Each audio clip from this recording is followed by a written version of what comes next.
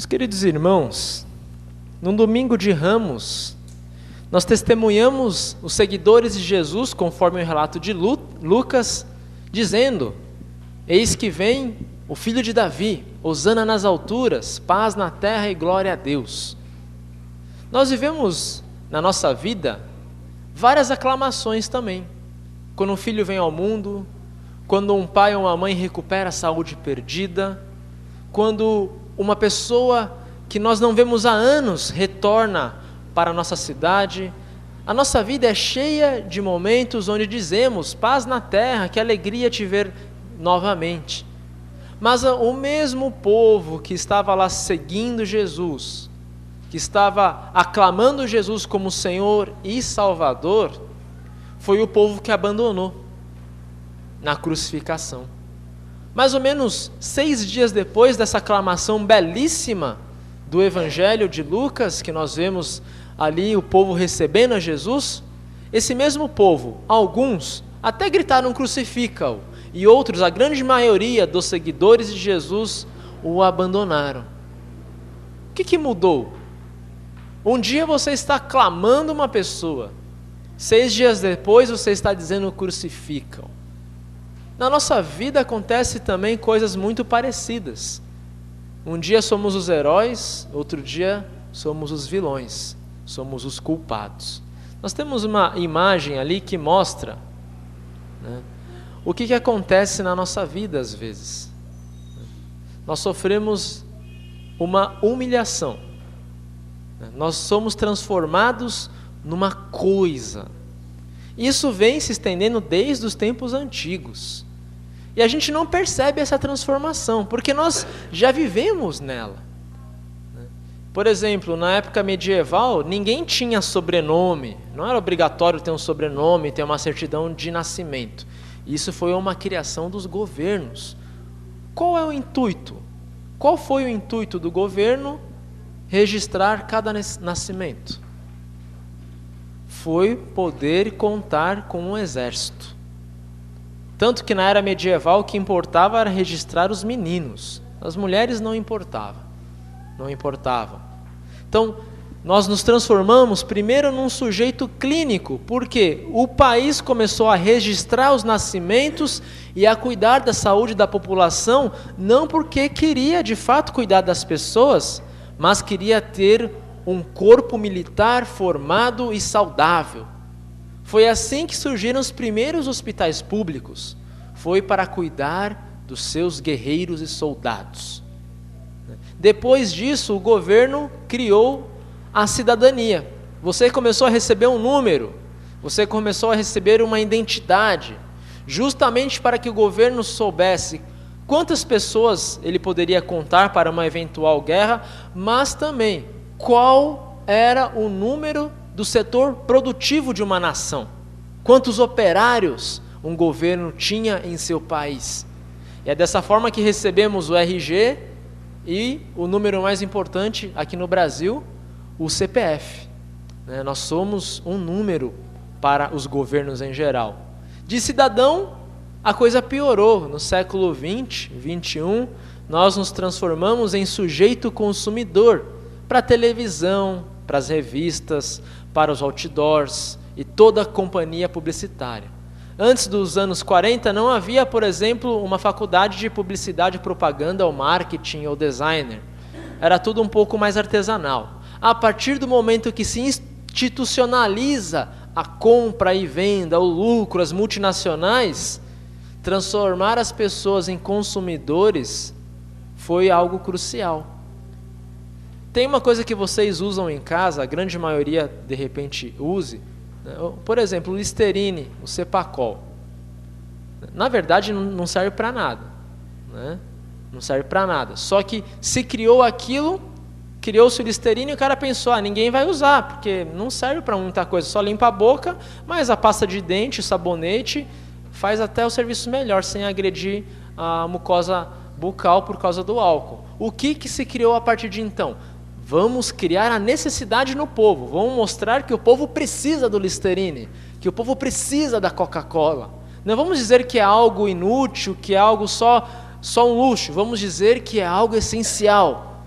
E aí se cria essa imagem do sujeito consumidor. Na verdade, para as grandes empresas, você entra lá e vê, nossa missão é ajudar o mundo com o nosso produto, mas por trás nada mais é do que nossa missão é lucrar com a venda daquilo que produzimos e colocar na cabeça das pessoas que elas precisam do nosso produto e o produto da nossa marca. É assim que hoje nós não vivemos sem celular, sem o celular de última geração, nós não vivemos sem a roupa da moda, ou pelo menos a cor da estação, procuramos seguir, compramos roupas e jogamos fora aquelas que a gente na verdade ainda nem usou, compramos tênis novos e doamos aquilo que nós na verdade ainda está novinho no nosso pé. E assim o nosso mundo anda de consumo em consumo, desperdiçando os recursos naturais em prol dessa máquina chamada consumo. O que é pior nos últimos tempos foi que de sujeito consumidor nós passamos a ser o quê? Sujeito coisa. Você é uma coisa que pode ser vendida. Você não gosta do seu busto? Compre outro no cirurgião plástico. Você não gosta dos seus músculos? Vá na academia, tome suplemento, pague e compre o músculo que você tanto sonha em ter, né? Você não gosta do seu namorado? Qual é o conselho que se ouve? Não está dando certo? Separa. Compra outro. Tem até uma campanha publicitária que mostra isso, né? Ela faz um joguinho, não lembro qual é a marca, mas passa uma pessoa, a menina diz, só me dá trabalho, elas estão na piscina, e a outra diz, ele nem combina com você, compra outro. A gente acha que está falando do rapaz, né? E na verdade está falando do carro, compra outro carro, o carro é velho. Mas esse comercial mostra justamente isso. Facilmente nós confundimos as pessoas com as coisas que nós temos. É por isso que muitos pais cobram dos seus filhos desempenho escolar, sucesso profissional, porque vê no seu filho não apenas uma pessoa, mas vê nele uma coisa, um robô que tem que produzir, que tem que render aquilo que eu apliquei nele. É assim também que os filhos abandonam seus pais em asilos, porque o pai simplesmente perdeu a serventia. Ele não traz mais lucro para a minha vida financeiro, ele não pode cuidar dos meus filhos, dos netos dele, então, para não atrapalhar minha ascensão profissional, meu pai infelizmente vai ter que ficar num asilo. É assim que os namorados, os maridos e esposas terminam seus relacionamentos. Na primeira dificuldade, a gente larga o presente para o outro. No primeiro comercial bonito, passa aquela pessoa bonita, nossa, acho que é melhor que meu namorado. Eu troco de namorado a namorada como se a gente troca de carro. Eu quero fazer um upgrade, né? Quero melhorar, avançar. E o lema dessas coisas que nós somos, dessas coisas em que transformamos as pessoas não olhe para trás, só olhe para frente. Tem que dar passo para frente, não pode dar passo para trás. Nós temos que avançar, não ir para trás. E nisso, de avançar, de ir para frente, significa o quê? As pessoas que estão lá para trás, que já não têm tanta serventia, avós, pais idosos, filhos que enchem um saco, fica para trás. Eu tenho que olhar para frente. Eu tenho que avançar. O apóstolo Paulo, ele mostra que essa mentalidade ocidental, moderna, pós-moderna, seja lá o nome que se dê a isso, não importa, essa nossa mentalidade de transformar as pessoas em coisas, ela está completamente errada. O que Paulo fala? Paulo fala assim, versículo 5, Filipenses capítulo 2, tenham em vocês o mesmo modo de pensar de Cristo Jesus. Jesus não transformou as pessoas em coisas. Aliás, Jesus fez até o contrário, né? Ele transforma coisas em pessoas. Porque ele fala, se os meus discípulos não gritarem, eu farei as pedras gritarem. Eu transformarei as pedras em pessoas para falar do Evangelho. Jesus não transforma ninguém em sujeito, em cidadão, em consumidor, em coisa. Jesus vê em cada ser humano aquilo que ele de fato é. Um ser humano pecador, mas sobretudo amado por Deus. Esse foi o modo de pensar de Jesus, né? Nas nossas igrejas e no mundo evangélico em geral, em todos os lugares, nós vemos como danifica a pregação do evangelho essa mentalidade das pessoas como coisas. É assim que, por exemplo, muitas congregações ou paróquias trocam de padre, trocam de pastor. Ele já deu o que tinha que dar, a gente quer novidade. Troca. É uma coisa só, não é um pastor, não é um bispo, não é um padre, é só uma coisa. Já cansamos um pouquinho, vamos, ares novos, troca, manda embora. É assim que muitos pastores também tratam suas congregações. Não, eles não têm ideia própria, eles têm que seguir aquilo que eu falo, aquilo que eu prego e o modo que eu faço as coisas. Eles não são ovelhas, são apenas pedaços de bloco e argila que eu, pastor, moldo do jeito que eu quero. Então eu coloco as regras que eu quero nessa igreja porque eu tenho o ofício pastoral, eu tenho chamado, eu mando aqui. É assim que irmãos se digladiam dentro da congregação porque não vê no outro uma pessoa que erra, mas exige do outro quase que uma perfeição. É só alguém não me cumprimentar na igreja que eu fico com aquilo guardado no meu coração 1 mês, 2 meses, aquela raiva, aquela vontade de se vingar. É muito danoso esse sistema moderno, atual de pensar. Olhe para o seu lado, olhe para a sua família, não veja coisas, veja pessoas, com seus defeitos e as suas qualidades. Olhe para o seu marido, para a sua esposa, e aceite ele ou ela do jeito que ele é. Você não vai mudar ninguém. O casamento não vai mudar ninguém.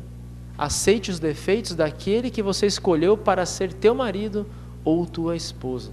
Aceite os defeitos que seus pais têm. Falta de estudo, sei lá qual. Aceite as limitações que seu filho tem. Aceite o ser humano que está do seu lado do jeito que ele é, porque foi assim que Jesus pensou. Foi assim que Jesus nos aceitou. A Bíblia diz que Deus nos aceitou, nós ainda sendo pecadores. Deus não colocou assim, primeiro para de fumar, primeiro para de beber, segundo seja batizado, faça isso, faça aquilo. Aí sim você é meu filho. Deus nos escolheu como filhos, a Bíblia diz, antes de nascermos, ainda sendo pecadores. No ventre da nossa mãe, Deus disse, tu és meu. E Ele não olhou para os nossos pecados, para os nossos defeitos ou para as nossas qualidades. Porque se Deus olhasse para isso, Ele não teria escolhido Davi para ser rei de Israel, pois ele era o mais fraco dos irmãos e de sua tribo ele também era da família mais fraca. E Deus escolheu o pequeno Davi, que não conseguia nem aguentar uma espada e uma armadura do rei Saul para lutar contra Golias, e foi o fraco que Deus escolheu. Deus não escolheu Roma para ser o local da crucificação, mas escolheu Jerusalém, escolheu a vila de Belém para ser o berço do Salvador Jesus. Deus não vê as coisas como nós vemos e não trata as pessoas como apenas objetos. Vamos ver mais a fundo a forma que Jesus pensou. Jesus ele desceu lá dos altos céus e sofreu o que a gente chama de estágios da humilhação. Vamos ler em conjunto esses pequenos degraus, né, nessa ladeira. Qual é o primeiro degrau? Foi concebido. Jesus foi concebido, ele que é filho de Deus, se tornou um ser humano no ventre da Virgem Maria. Depois ele nasceu como qualquer ser humano, e foi colocado na manjedoura em Belém. Mais tarde ele padeceu na mão de Pilatos e dos soldados romanos. E ele, como diz Isaías, não disse um ai, foi como ovelha quieta para o matadouro.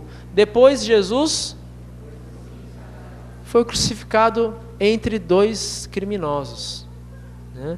E mais tarde ele foi morto e sepultado. Jesus conheceu toda a trajetória de vida dos seres humanos, nascer e morrer. Ele que é Filho de Deus, se humilhou para morar entre nós. Ele, na verdade, vai além. O próprio Jesus se transforma numa coisa. Nós estudamos isso nos domingos passados, né? Paulo escreve o quê? Aquele que não tinha pecado, ele se tornou o quê? Se tornou uma coisa. Que coisa Jesus se tornou? Ele se tornou pecado. Ele se transformou em nossos pecados e erros. Ele se transformou em coisas para morrer na cruz em nosso lugar, para que nós, de pecadores, fôssemos transformados em filhos de Deus. É essa descida, essa humilhação de Jesus que nos leva a ser exaltado, que nos leva a sermos filhos de Deus. No próximo slide nós temos essa etapa. A morte de Jesus nos leva à vida eterna e salvação.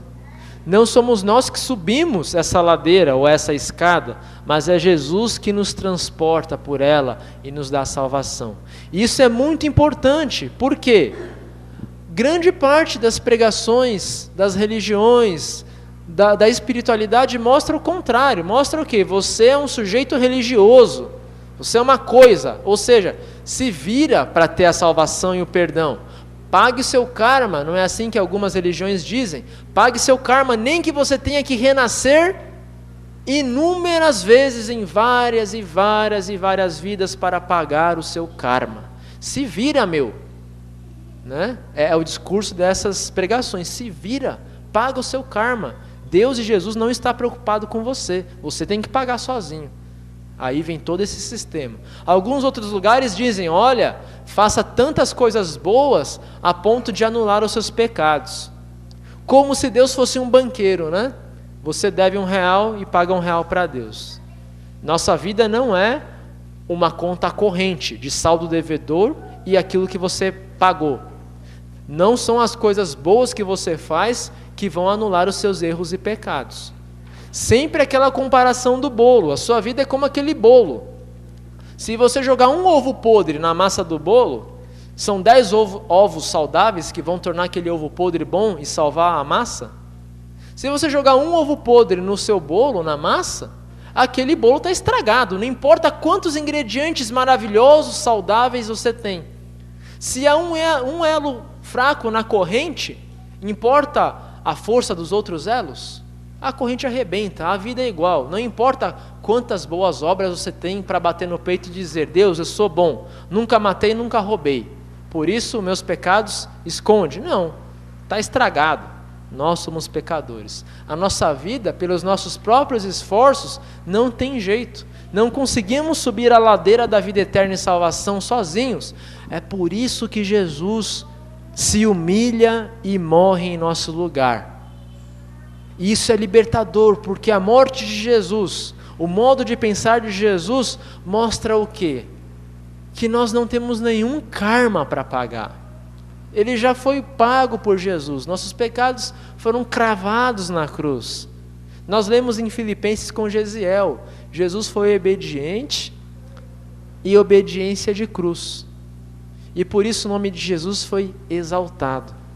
Por causa da morte e da obediência de Jesus que nós somos exaltados à salvação. E não é nenhum mérito nosso. Não é nenhum ponto de orgulho humano, mas apenas de gratidão.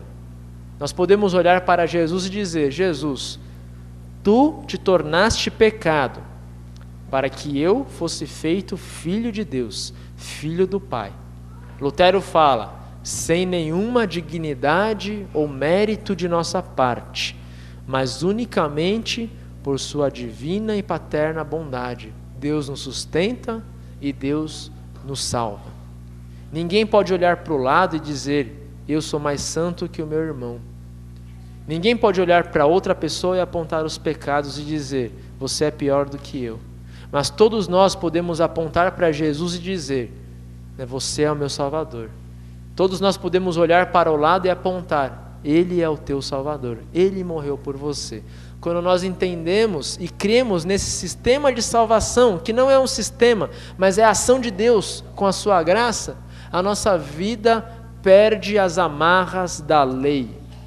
Nós não nos preocupamos tanto mais com o que é e não é pecado, porque quando vivemos com a graça de Deus, Ele nos guia ao amor a Deus e ao amor ao próximo. Ele nos mostra o que de fato é certo, e nós seguimos por esse caminho, mesmo que venhamos, vez ou outra, cair, porque continuamos pecadores. apesar de salvos, continuamos pecadores. Quando venhamos a cair, a graça de Deus também vem a nós e diz: você está perdoado, meu filho. Hosana nas alturas. Por fim, Jesus passará e está passando por um processo de exaltação. Vamos ler de baixo para cima, todos juntos. Desceu ao inferno, ressuscitou, subiu aos céus, à direita do Pai está sentado e virá julgar vivos e mortos, e nos dará a vida eterna, né? Essas escadinhas lembram alguma coisa do culto? Credo apostólico. No credo apostólico mostra Jesus descendo, morrendo, sendo sepultado, depois sendo exaltado. O primeiro passo de exaltação de Jesus foi a descida ao inferno. Ele não foi lá sofrer, não foi lá ser humilhado, ao contrário, ele foi lá dizer: eu venci o pecado, o diabo e a morte. Depois Jesus ressuscita, mostrando a sua vitória, mostrando que havia pago os pecados de todos nós. Ele sobe aos céus, está sentado à direita de Deus, da onde ele virá para julgar os vivos e os mortos. É nesse estágio que estamos. Jesus voltará para julgar os vivos e os mortos, não conforme as suas obras, mas conforme a sua fé. Quem crê no nome de Jesus e em nenhum outro como Salvador será salvo e herdará por último a vida eterna. No último estágio da exaltação, todos nós seremos exaltados com Jesus. Os doentes, os fracos, os saudáveis, todos serão exaltados e receberão tudo aquilo que ansiaram a vida inteira. O que nós ansiamos a vida inteira e não recebemos na totalidade? Nós ansiamos por paz na família, nós ansiamos por amor total, nós queremos harmonia, saúde e vida eterna. Tudo isso nos será dado na volta de Cristo e na sua exaltação final. Enquanto nós estamos neste mundo, a nossa missão é também descer a escada. Ou seja, humilhe-se você também. Esteja ao nível de todas as pessoas. Esteja do lado daquele que sofre, do lado daquele que não tem pai e não tem mãe, do lado daquele idoso que não recebe a visita dos filhos. Esteja do lado do fraco e do oprimido, né? O Papa disse no seu primeiro sermão, eu estou citando não porque é o Papa, mas porque ele falou algo muito interessante. Se a igreja e se os cristãos não pregam Jesus, a igreja nada mais é do que uma ONG, do que um centro. O que distingue o cristão e a igreja é falar: meu irmão, eu estou te ajudando, porque Cristo me ajudou primeiro. Eu estou do teu lado, porque Cristo se colocou ao meu lado e ao teu lado também. E isso significa o quê? Pensar da mesma forma que Jesus pensou, com o modo de pensar de Jesus, se colocando ao lado das pessoas e não por cima.